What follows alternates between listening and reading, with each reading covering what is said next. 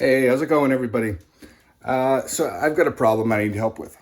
So a lot of you know that last spring I started doing condo renovations. This is the room here that I started in, and as you can see, it's the room where I've just put everything until I can find a new place for it. My new project is to install a closet, and so this is the closet back here.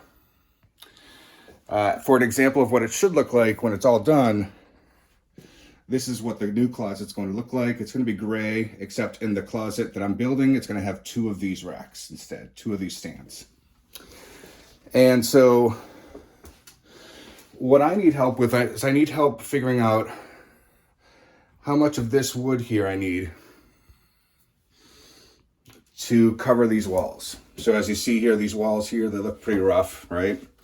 I don't want that to be something that I see when I open up the closet.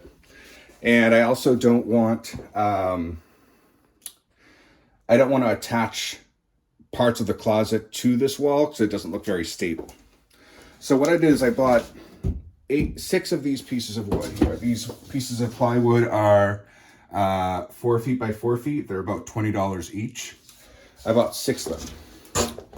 And what I'd like to know is, how do I cut these pieces to fill and cover all of the closet wall? And so I've got a couple of restrictions, and I've got a couple of kind of things that I'd like to have happen. So I'd like to know, how do I do this by using the least amount of wood?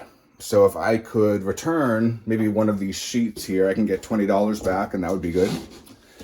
I'm also wondering, how do I use the wood well? Like, how many ways can I cut the wood and make the fewest amount of cuts? I recently bought a saw, but I've never used a saw before.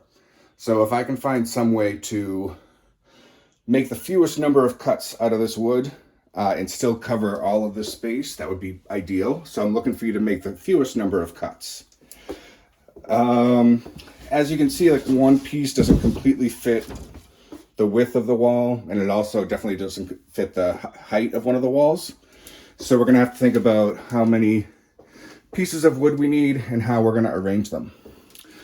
In school, what I'll do is I'll tell you the dimensions. So I'll tell you how wide each of these walls is, and I'll tell you how high it is.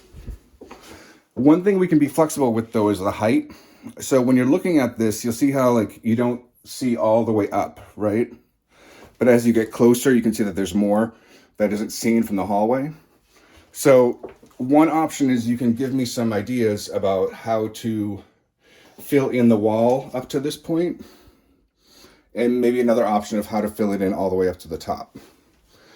So by the end of our work, what I'm looking for is, how much wood do I actually need, and can I return any? So that's a money problem. How can I make sure that all of the wall space is covered? And then how can I do that by making the fewest number of cuts? Because, like I said, I bought a saw, never used one before, so I'd rather not use a brand new tool that I don't know how to use very well and use it a lot.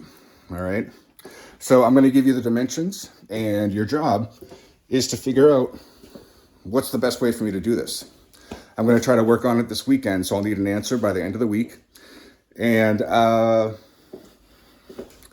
what I'm looking for. So I've got lots of tools you can use in the classroom.